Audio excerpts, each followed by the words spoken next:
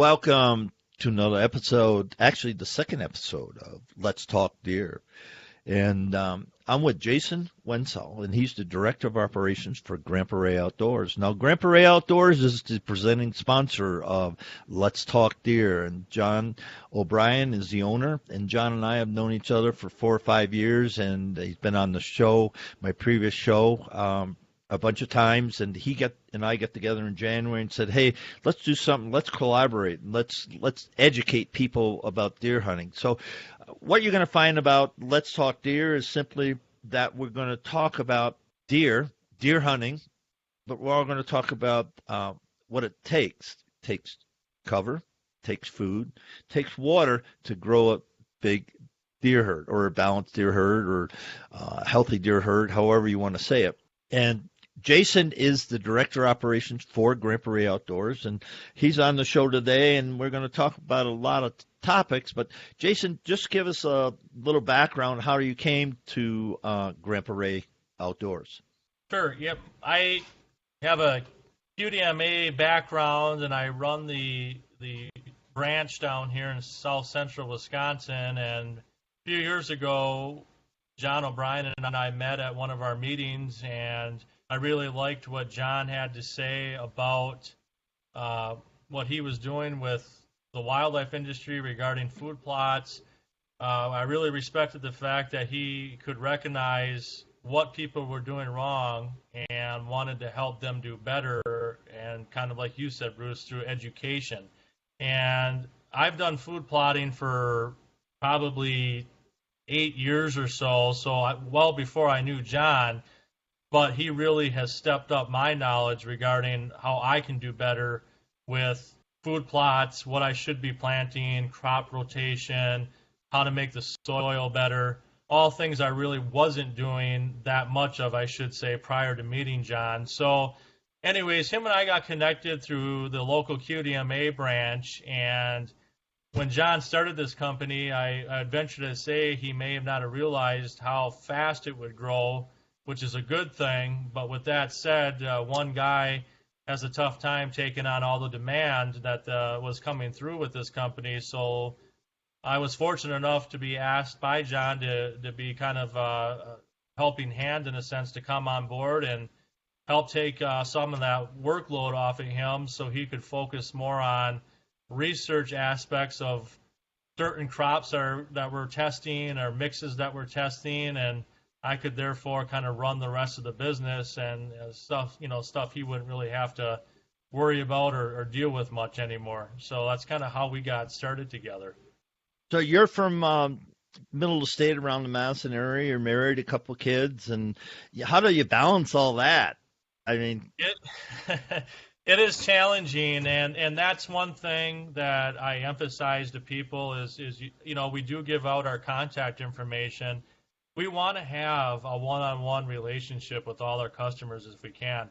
I think that's one thing that makes us unique is when somebody calls us, you're either going to talk to myself or John. There isn't a tree log that you're going to go through of people trying to figure out who you should be talking to for whatever issues you're having.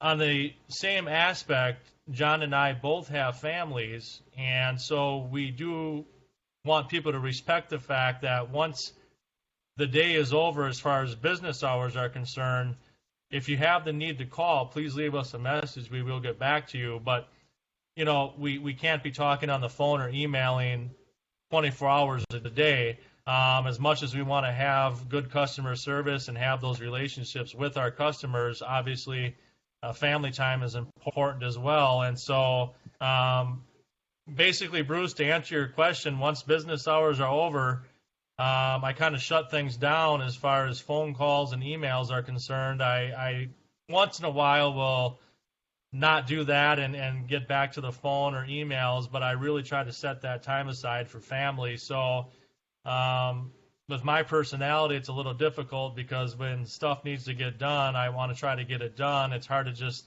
let it sit till the next day, but at the same time, I realize, you really need to do that and have some quality time with your family, and kids have events going on, and it isn't all just about work, even though I really don't consider what I'm doing work. It's it's a dream job for me, and I thoroughly enjoy it, but do realize managing that time with family is just as important as well. So you mentioned phone number. How do people get in touch with you, Jason?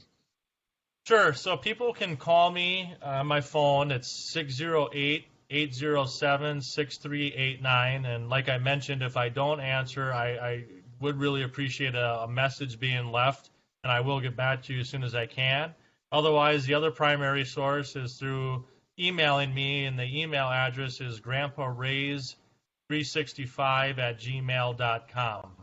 Those are kind of the two primary ways. However, people can submit questions through the social media Facebook page that we have, as well as through our website, which is www.grandparayoutdoors.com.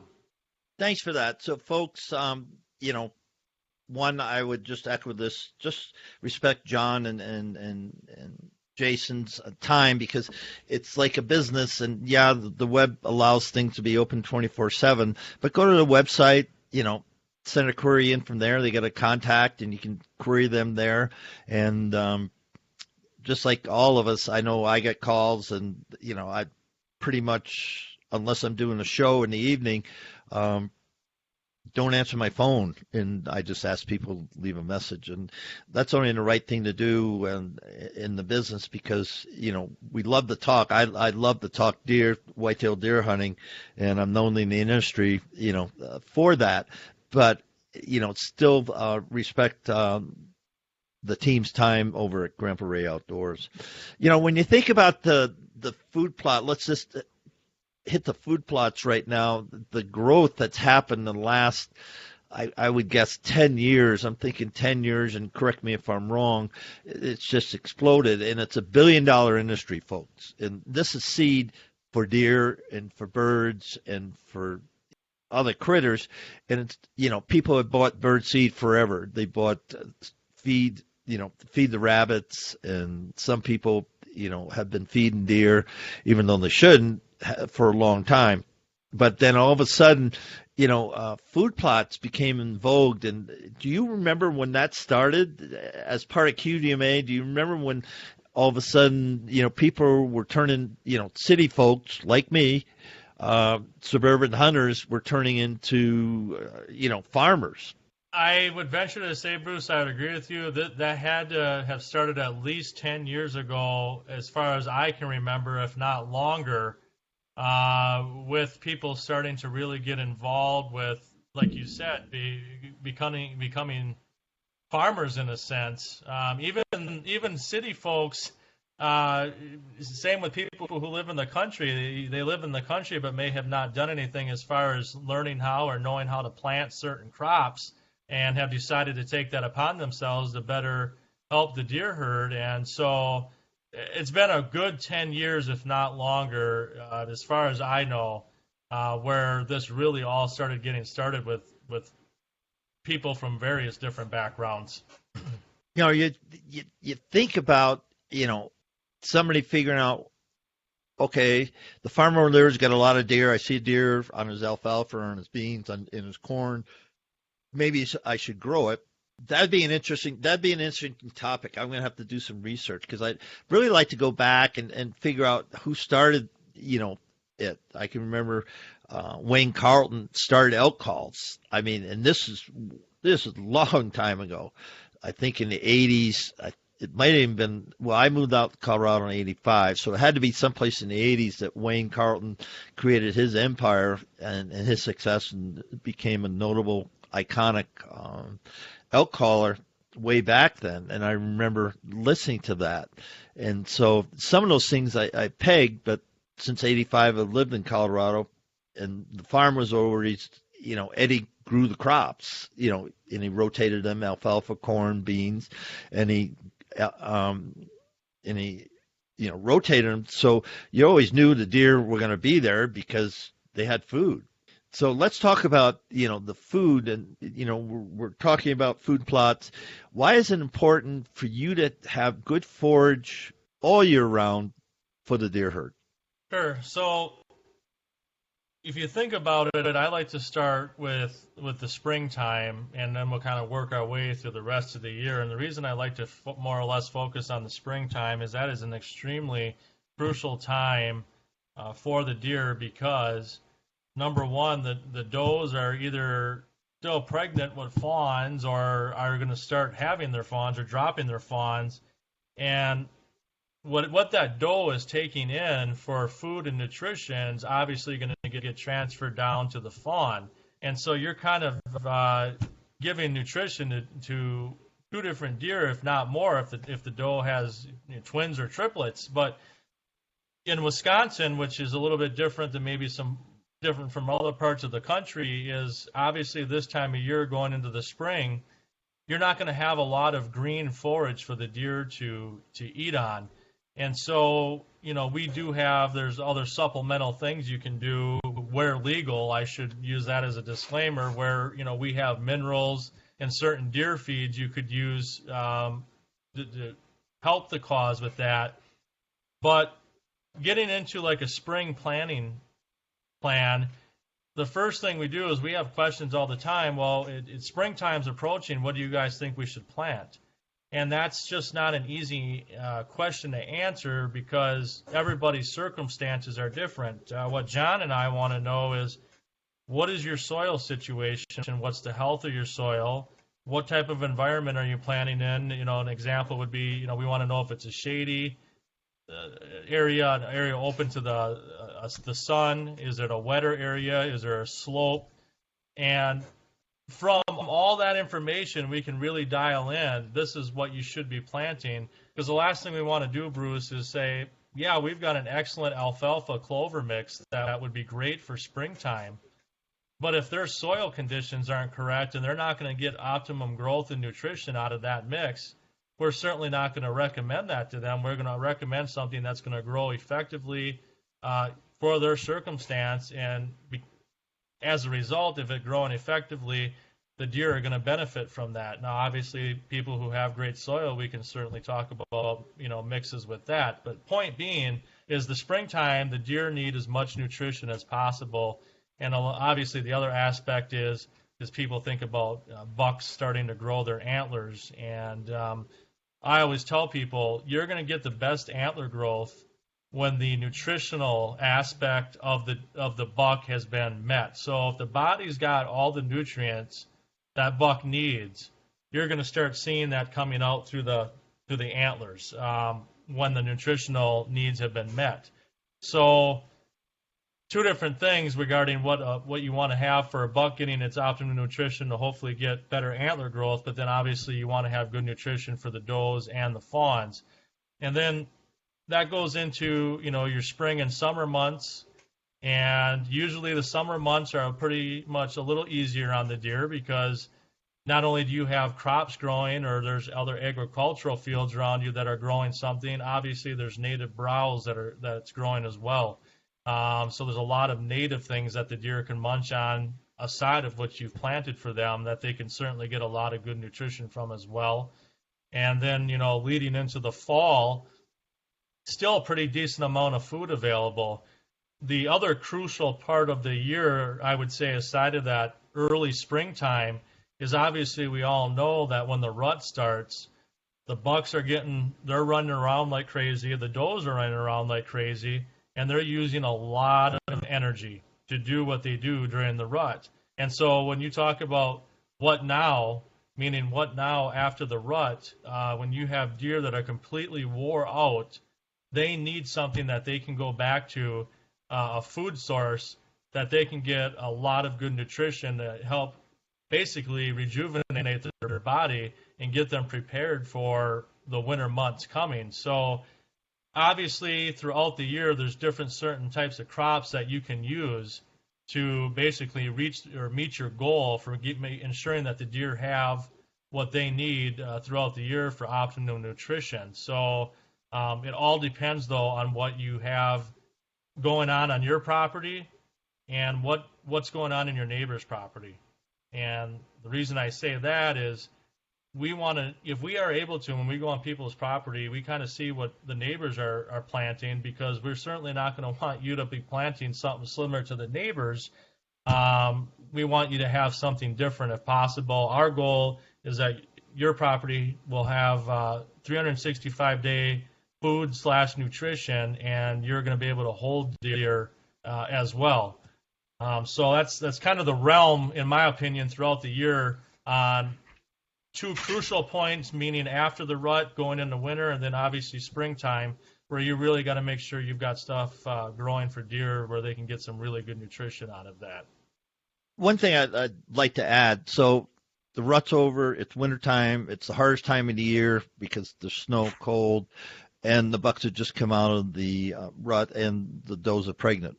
Most of the does, depends on what your recruitment rates are, but a lot of your does, percentage-wise, are pregnant. So you need to fuel their bodies, and it's just, I'd like to tell people you gotta restore what's been lost. Plus, the other thing that people don't realize, that the bucks, all the minerals that go to growing the horn are stored in the buck's bones. And they're stored there. So you have to replace all the trace minerals that have been lost during the rut. And that's why, we're legal, mineral blocks and trace minerals, but they can also get what they need from the right food source. So it's not a guessing game. It's say, okay, what does my herd need? And think if you were a dairy farmer, a cattle rancher, and saying, okay, what do my cows or beef cattle need so I can have optimum growth, so I can maximize my profit? And it's the same thing.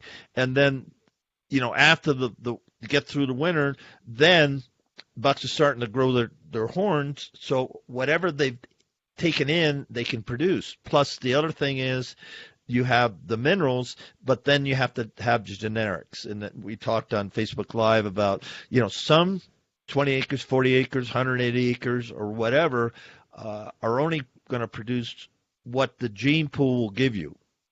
If you haven't produced big bucks, it's not because, they just don't live long enough.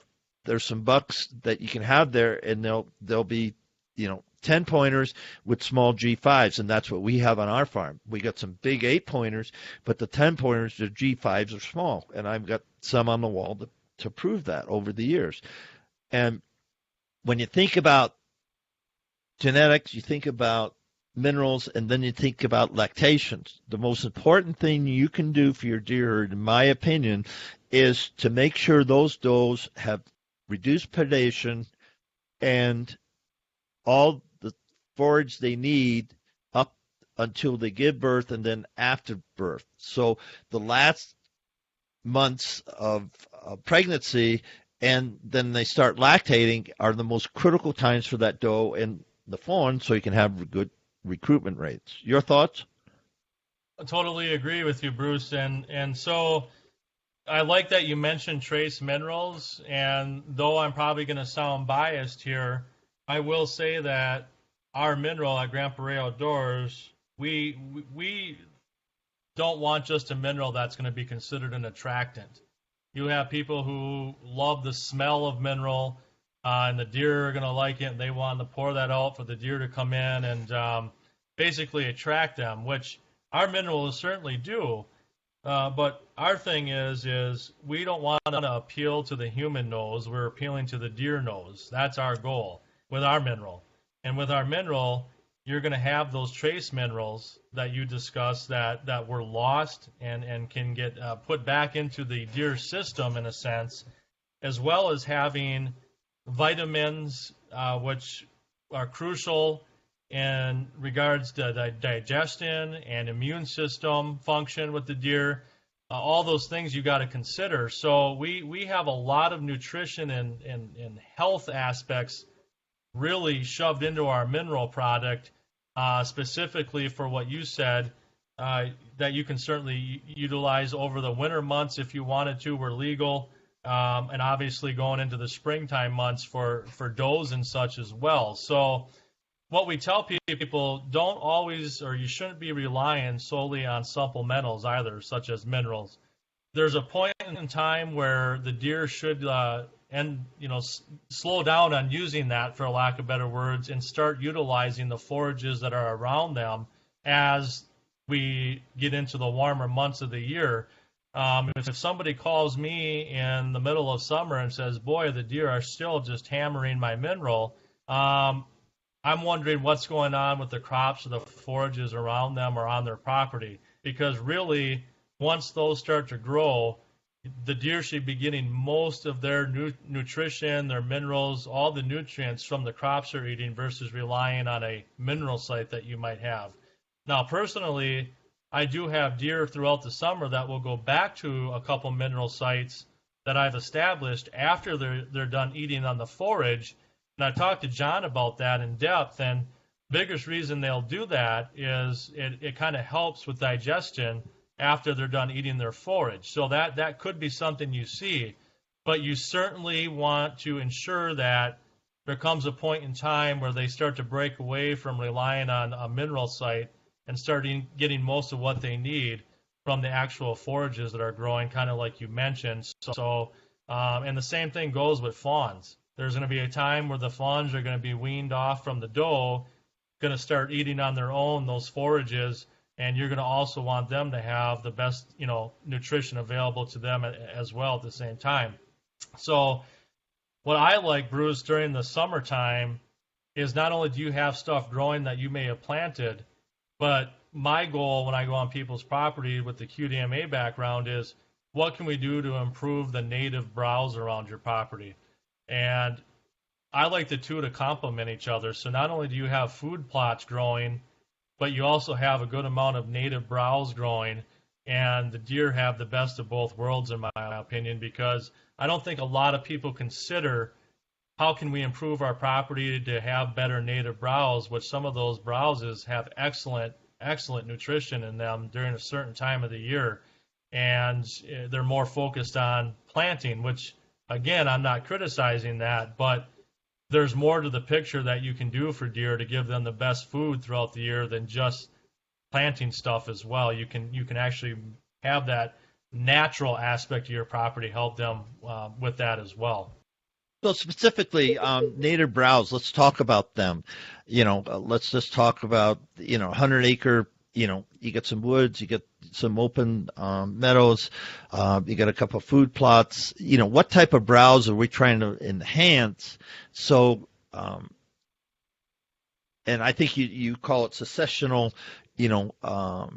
planting or use of your land that, at the right time of the year, the right plants are there and the deer are using them. Yeah, so there's so many different types of species of natural browse that can grow that the deer certainly enjoy. Now, again, depending on what part of the country you're in, you may have a certain species in the eastern part of the U.S. than you're going to see in the Midwest and vice versa. But the goal is, for example, if you're walking on somebody's property, specifically through, let's say, a wooded area, and it's wide open, for a lack of better words. So when you're standing there and you can see straight through a pretty good distance through the wooded area, and there's not a lot of growth going on, that's usually telling you something, and that being there's probably not a lot of sunlight getting down to the forest floor and allowing any of those seed beds underneath to really grow because they're not getting the sun. So I always tell people there's people on their property who are, when it comes to like a timber stand improvement project, you've got folks who are in it for value, meaning what kind of high value timber do they have on their property and how are they going to manage that. And then you've got people who are in it for deer habitat. In my opinion, it's hard to have both. So when you are in it for the deer habitat, you've got to determine how many trees should I be cutting down to allow some sunlight to get down to the ground. And sometimes you may not even have to cut a tree down. Maybe it's more or less cutting some branches and managing it that way. But the point is you want that sunlight to start getting down to the ground. And there's seed beds just laying there waiting to grow. but you need those conditions for that to occur, which means obviously sunlight getting down to the forest floor and obviously moisture and things like that. But with that said, once you've created that opportunity, it's amazing how the following year you can walk back in that same spot that you could see clearly from one end to the other of a wooded area with a bunch of natural browse starting to grow up from the forest floor. And not only is that providing food for the deer, but it's also providing, to a certain point, depending on how high it's getting, it's also providing cover for them at the same time. Now, that's kind of more of a timber stand improvement or a wooded area improvement that you can do to improve the natural browse. The other thing I'd like to talk to people about is implementing not only bedding on their property with native grasses, but adding forbs to those native grasses. There's some mixes that you can buy that are just going to be grasses, which are great for cover and bedding, but there's no food aspect to it. So my thought is take it to the next step and not only give them quality bedding and cover, but let's add some forbs, wildflowers to that bedding area and give them the best of both worlds to have bedding and food in the same area.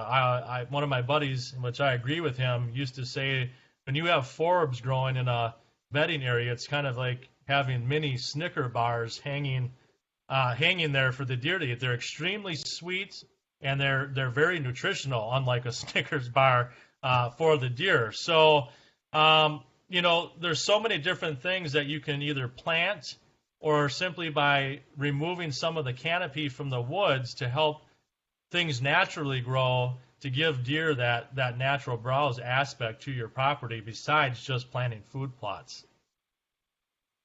Interesting. And so, that's where it comes down, in my opinion, to have a plan for your property. And you have to look at your property a la, topo maps, Google Earth, and get eyes on it and say, okay, where would the best place? Where's the south-facing slopes? Where's the north-facing slopes? Where's the sun going to hit? Where's the rain going to collect? All these type of things are questions that you have to ask yourself before you even, cut down the first tree or hinge cut or do anything that we're talking about, because you need it all to work together. And I see some people, they'll go in and they'll go, oh, yeah, I'm going to tear down these, and it's on the wrong – north-facing slopes are great for cover, especially on a ridge and, where the wind will bounce over, and they're perfect for that.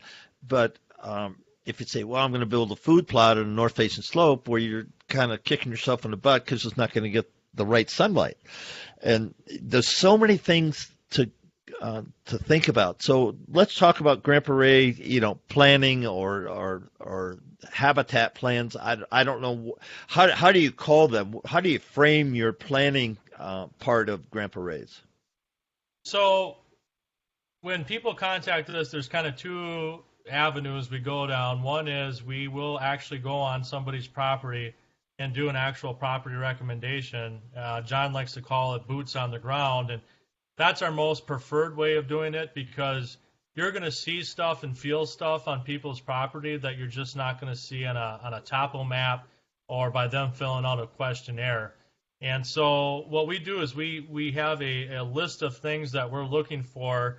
What type of soil do they have? We will pull soil samples and determine, what they should be planting and where they should be planting it, no matter if it's for food or bedding.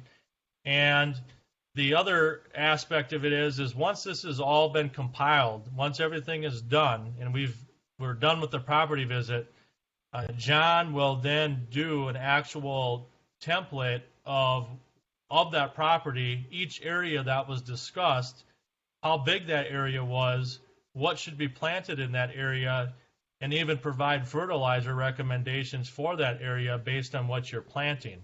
So at the end result is you're going to get an actual property management plan of what was all discussed on that property visit, and you're going to be able to determine, what I'm planting, how big that area is, fertilizer, etc., for all those different areas. So you're not going to be left with well, that was a great property visit, but now I can't remember half the stuff that I'm supposed to be doing. We do that for you. We will give you an actual recommendation plan when it's all said and done.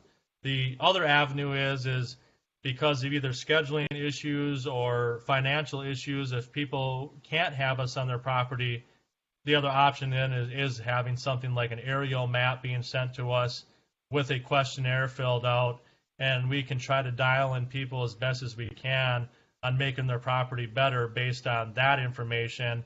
And the end result is very similar. They will get a recommendation plan with that as well on what they should be planting. If you don't mind, one thing I do want to mention, anytime you're talking about like a native grass mix or some type of a forbs mix, keep in mind these are mixes that just don't happen overnight once you plant them. These are mixes that will take 2 to 3 years before you'll get to see the full potential out of them. Have a lot of people who will call us after buying some of our native grass mixes and say, well, man, I planted this and a year's gone by, and it, quite honestly, it doesn't look that great.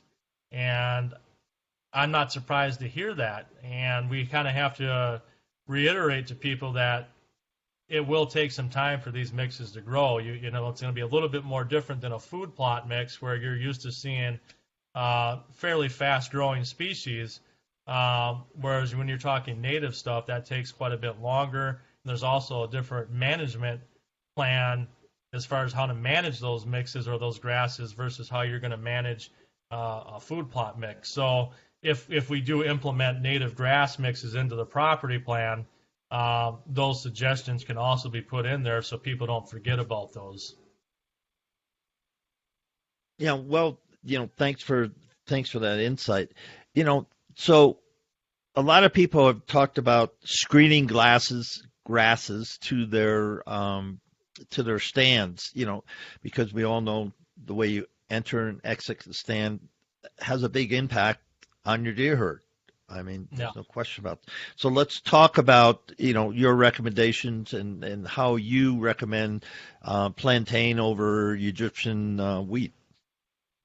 Yeah, so at Grandpa Ray Outdoors, we have a few different, what I would call screening mixes. And here's kind of how I'll differentiate that is if somebody's sole purpose is they want to get to a stand access issue that they might be having that may be next to a food source or a bedding area, their sole goal is to simply getting in and out of the stand without being busted by deer, something tall enough for them. I might suggest our Fortress mix because that may it can get up to 10 to 12 feet tall, if not taller sometimes, and that's got more or less pearl millet and grain sorghums in it that will get fairly tall.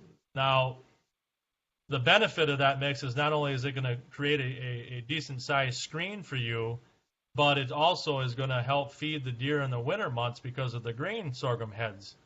So you're getting the best of both worlds in a sense with that mix. But I would say that our most popular would kind of be like our deer and bird mix, which isn't going to get as tall as the Fortress, but it'll be tall enough to help, screen you from if you're having a stand access issue, where it's got sunflowers and buckwheat in it, and sorghums. There's so many different species in there that not only does it benefit the deer, it can also benefit turkeys and other small game.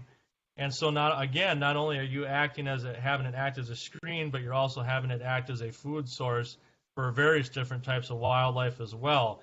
So I guess, Bruce, it's a matter of preference on which one of those mixes people want to decide to use. Now, what we also see people doing and what we recommend is besides just using screening to access stand locations, you can actually split up your food plot fields with these particular mixes. So if you have a large enough field, you can certainly use these mixes to help kind of separate that field from one mix to another and create natural doorways in a sense. And what I mean by that is if you've got a bow stand that you have up over a food source and you plant these screening mixes, you can actually dictate where the deer are going to walk from one side of the field to the other because of these doors that you manage to these doorways that you manage to create from these screening mixes. So you can almost pinpoint exactly where they're going to walk from one plot into the next with these screening mixes. So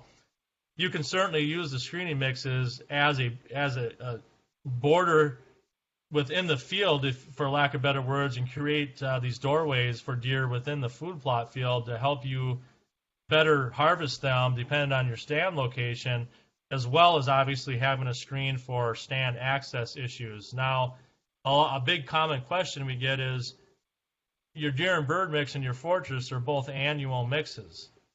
So we don't want to be planting stuff every year if we don't have to. So what do you recommend for perennial mixes or something that's a perennial that's not an annual, so we don't have to continue to plant every year? And I personally like switchgrass. Up in the Midwest, we use cave in the rock switchgrass, which is very common. It withstands a lot of snow pressure when it snows out. The deer like it, and it's a perennial. So you could certainly use switchgrass to plant around your food source or as a stand access screen as well. And not only do you benefit from that being a perennial, but the deer also can use that as a bedding scenario if they needed to, a windbreak scenario if they needed to. So that's kind of the realm of it in the sense of what we have for annuals and perennials as far as what you could use as a screen. There's so much really to learn, and that's why I go back to the plan. You have to think about, okay, where's the best place? How can I get into the stand without being detected, both entering it and exiting it? And lots have been written about that, but it's just fascinating. To me, I'm thinking of, redneck blind that we really should screen, just because, it's a deer, get used to it, but you have to climb up the ladder and stuff, and to have forage around it so the birds and the turkeys and everything else can have that. And so there's a lot of side benefits because, once you put out this food, the birds and other critters are going to use it. So your whole habitat is being enhanced. And that's why it's intriguing to talk to guys like you from Grandpa Ray Outdoors about it. You talk about, food sources, but now it's the rut, and bucks aren't eating. Yeah, they need water because, they're burning calories and they're hot. I mean, I can remember watching elk actually swim in ponds. Bull elk just jump in the ponds and go for a swim because they're just so tuckered out and running so hard, during September bugle season. But it's no different than bucks because bucks would go without food, but they need the water. So let's kind of switch it up and talk about the importance of water on your land. Yeah, and water is extremely crucial. What's interesting about the big three, as I call them, and we've talked about them obviously a couple times here throughout the show, Bruce, is you've got the food, bedding, and water.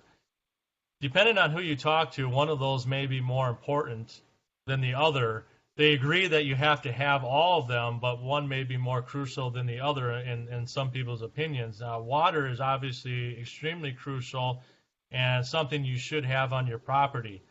One thing, though, what you got to remember is it's just like a food plot. You can't just open up a water source on your property and say, okay, that's good enough. I've now got myself a water hole here. You've got to think about the ecosystem within that water now. Is that healthy water? Because the last thing you want to do is you're thinking you're doing something good for the deer by creating or giving them a water source, and the water that they're consuming is got some type of a bacteria issue, an issue where they could certainly make the deer sick. It's essentially just not healthy for them. And so I think that you've in the past probably talked to. We have a guy, Zach Haas, who I think you Hmm. might have talked to, You who bet. who specializes in that specifically. Because I'll be honest, and I think John would even say this, we just don't have the background when it comes to how to create the most healthiest water system like Zach does. So when we have questions that arise for how can you get the healthiest water, we always refer that to Zach Haas because he's got the background. He certainly knows what he's doing regarding any type of chemicals you might be using, and et cetera. So my thing that I want to get across to people who are listening is, yes, the deer need water. You should have a water source on your property. Um, Maybe in many cases more than one water source, depending on how big your property is.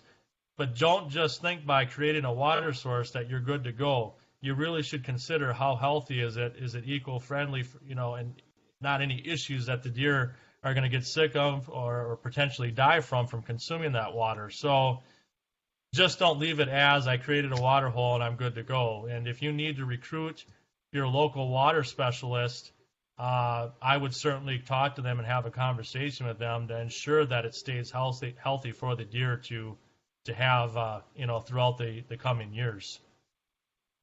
Yeah, and Zach is on the list, the editorial content list for having Zach on, and we'll have a show specifically on water and its importance and how to, why to, and again, getting back to the education. We want to educate people so they can say, hey, Grandpa Ray knows what they're talking about. Let's Talk Deer is bringing on good people with great content so I can go there and I can use it as a resource, not a one done entertainment. Hey, that was a great hunting story, but we're actually looking to build a library of content that you can go back through in years to come and say, hey, I want to listen to what Jason has about the screening, materials and screening plants. So that's the aim here at letstalkdeer.com. You think about everything we talked about for the last almost 45 minutes, and it's to do one thing. It's to have healthy deer and have deer on our property. So that's two things.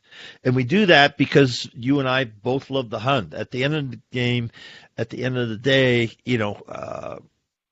tenderloins off a buck or a doe are great table fare. I just look forward to the bunkhouse and hunting every fall, simply for a couple of meals that I cook up, and they're just exquisite. You can't. I'll challenge anybody, to sit down and partake a meal with fresh greens and new potatoes and venison and I love Brussels sprouts and a wine sauce and the whole 9 yards, as they say, gets me salivating. But so we hunt and we hunt with bows and crossbows and shotguns and muzzleloaders and rifles and we do it all because we love the meat. We love that meat that's 100% organic, and it's fed as well as Eddie's cattle are. Because they're eating the same corn and beans and everything. They're eating the same stuff, so they're well fed and they're healthy. And so let's talk about your hunting tradition and how you started, Jason, to be a hunter. Yeah, so if you don't mind, I'm going to just take a second to kind of go back to what you were talking about, and then I can certainly discuss that. Certainly that's what this show is about, is education. And that's kind of what John and I want people to see Grandpa Ray Outdoors as, is we are an education company first. We're not seed peddlers, for lack of better words. The seed actually is the last section of what we're doing here. The last recommendation is determining what mix you should buy. We want people to be comfortable contacting us with any question they have about their property, and knowing that we can hopefully give them an educational answer to improve their property or to answer whatever questions they have about that. So just want to throw that out there, that we do consider ourselves an education company more than anything else. The seed is just part of it. So And that's why this show is so great, because of the importance of the education. So certainly appreciate, you doing what you're doing with this. But anyways, just wanted to throw that out there, that we consider ourselves an education company first before anything else. But to get into the hunting tradition stuff now, I'll be honest, I grew up in a hunting family. I've had my family hunts, my immediate family to distant relatives. They all hunt. We obviously have different parcels of property we hunt on, but this is something that's been ingrained in me since I was a young kid. Well before I was even able to legally hunt, I was out there with family members, watching them hunt and just learning how to hunt, learning the behavior of deer, and just taking it all in. And one thing I want to emphasize is I've got three boys and I've got a little girl, and I think one of the most important things we can do as hunters in today's world is to ensure that we're passing on this great heritage from one generation to the next, just like it was done to me. And I think we can both agree, Bruce, that there's definitely a decline in that tradition being passed down for probably various reasons. But what I've noticed a lot of lately is, as much as I want to get the youth involved, I'm going to kind of even take it further and say, I think a lot more women should be involved, and that includes young girls. When I talk about kids, I'm not just talking about young boys, even though that's fantastic as well. Matter of fact, I feel so strongly about it that John and I have run contests with Grandpa Ray Outdoors, telling our customers, send us pictures of your wife or your significant other, your girlfriends, your daughters, either helping you with food plot stuff, doing something with you in the outdoors. If they have harvested a deer themselves, we want to see that. And so the point I'm making is, we want to pass this on to the next generation, but I also feel like we have to have a strong emphasis, making sure women feel that this is something they can get involved in and not feel intimidated by that. So that's something that I plan on doing as a dad. My wife hunts, and I want to make sure that all my kids have the opportunity to hunt if they want to, just like I did. So, we're more of a bow hunting family than a firearms family, but we do both. And, usually, prior to opening weekend of bow, we like to have a family gathering and have something good to eat, something good to drink, and share stories from the previous years and talk about what we're looking forward to for the upcoming season based on maybe what we saw throughout the summer on trail camera photos, scouting, things like that. So that's kind of what our background's about, kind of what my motivations and goals are moving forward, not just my own family, but what I want to see as a whole in the outdoor industry. When you talk about bow hunting, what's your favorite time of year to bow hunt? That's an interesting question. I like to say I love bow hunting no matter what time of the hunting season it is. Obviously, for comfort levels, it's sometimes difficult to hunt early season when it's 80-some degrees outside and you've got a bunch of bugs flying around you. That can be a little uncomfortable. But to be honest with you, Bruce, in my opinion, and I've had success with this, is sometimes harvesting that target buck of yours, or at least one of the bucks that you want to target, is early season is one of the best time to accomplish that. And the reason I say that is these bucks are still somewhat on a summer pattern, as I call it, and you can really pattern these bucks in your favor to hopefully harvest them during those specific time of the hunting season, where as the fall goes on and you start getting into mid-fall, maybe the bucks are starting to go a different direction in a sense, and as we start getting into the pre-rut, yes, you can still be very successful, obviously, during the rut in harvesting a mature buck, but I'd like to say that for me personally, I've had a lot more success in the early season because of the patterning that you can do with that versus during the rut.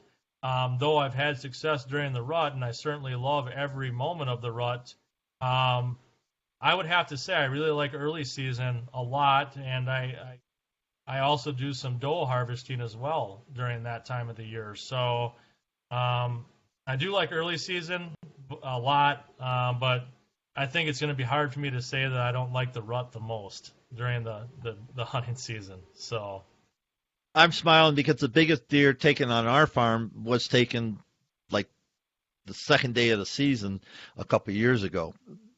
Uh, and it was 180. It was Boone and Crockett class deer, old deer, 6.5, 7.5 years old. And he was taken right below somebody's house, and they could watch him all summer, right from their porch. And he just in like clockwork, and basically he committed suicide. I mean, just walked underneath the tree stand, and Garrett was there, and he did what he needed to do, and the deer was down. But that hasn't happened.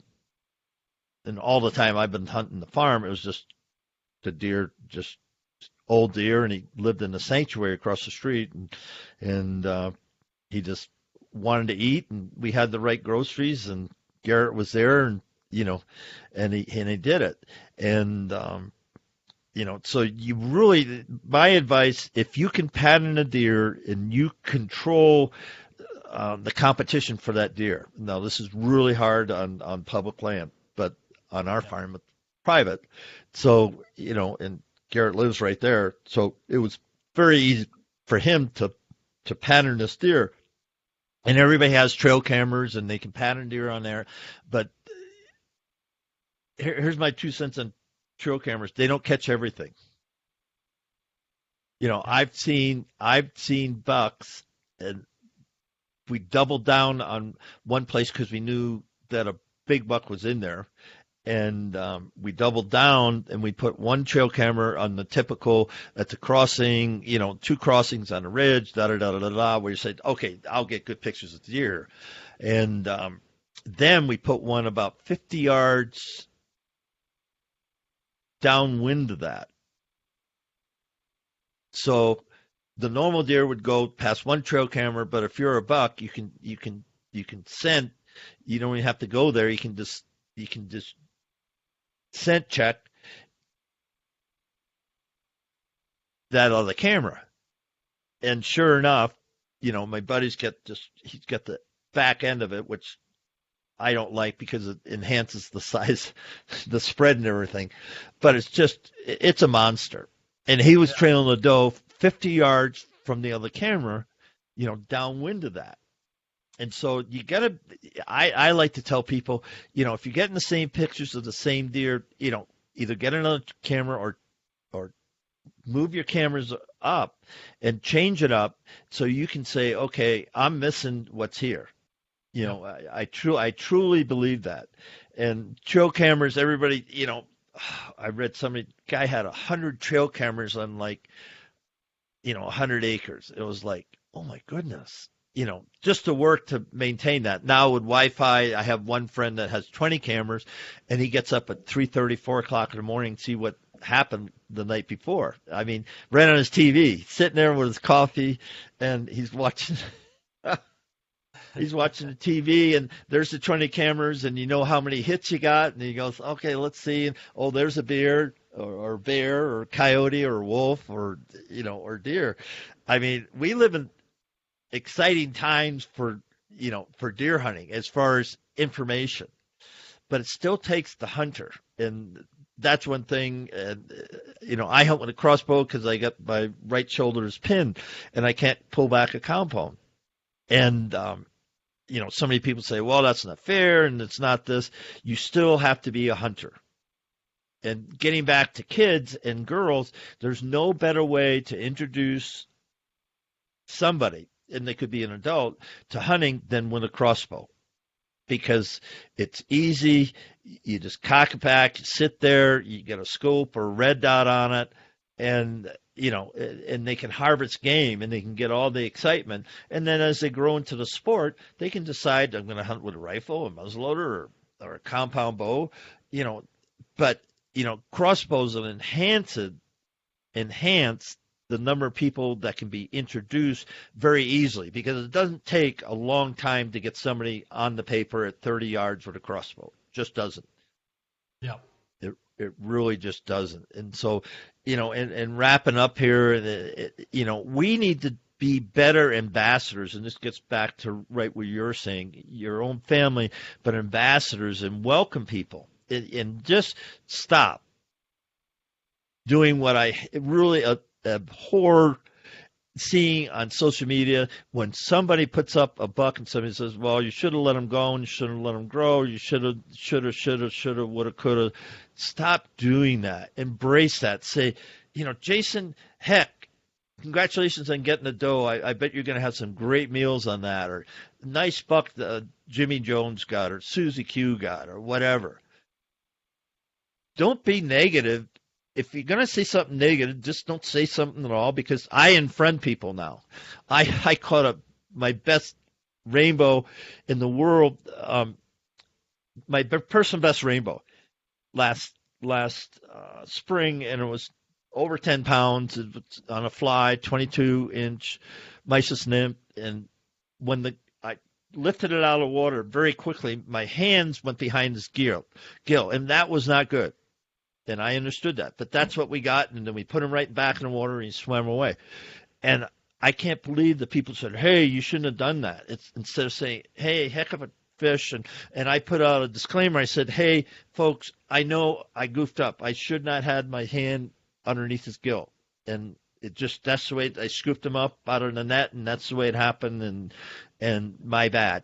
But I couldn't believe the people that railed on me just because of that. And we do the same thing with hunting. So I'm ranting on, that's my rant. Be kind to people. Be positive about hunting. If you can't be positive, don't say anything at all, because I will unfriend you. If I post a doe and says, man, the eating's going to be good at the bunkhouse tonight, and you say, you shot a doe during the rut, I shot it. She committed suicide at 10 feet. I mean, and the ATV or the tractor was 100 yards away. I mean, it was easy peasy. And I said, this is perfect. Boom. We're out of here. And so celebrate in a positive way. And if you can't say something positive, don't say anything at all. That's my rant. What's yours?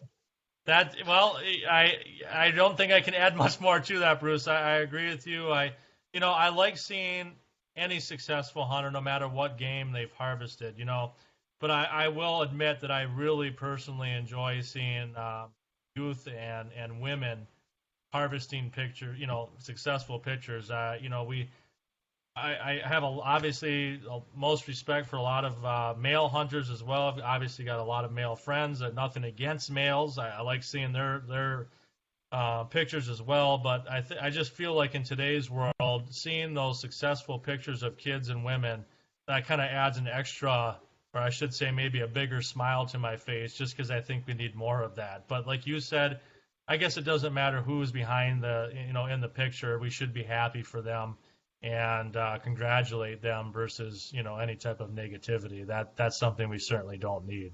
So. Well, with that, folks, this is Bruce Hutchin, host and executive producer of Let's Talk Deer, presented by Grandpa Ray Outdoors, and I've been privileged to have Jason Wenzel, who's the director of operations for Grandpa Ray Outdoors, on the show today. And one more time, how do people reach out and find you, Jason? Yep, so I'll give you three different pieces of information. You can certainly contact us through our website, which is www.grandparrayoutdoors.com. You can reach me on my phone at 608-807-6389, and you can email me at grandparays365@gmail.com. And with that, we'll say so long. Thank you.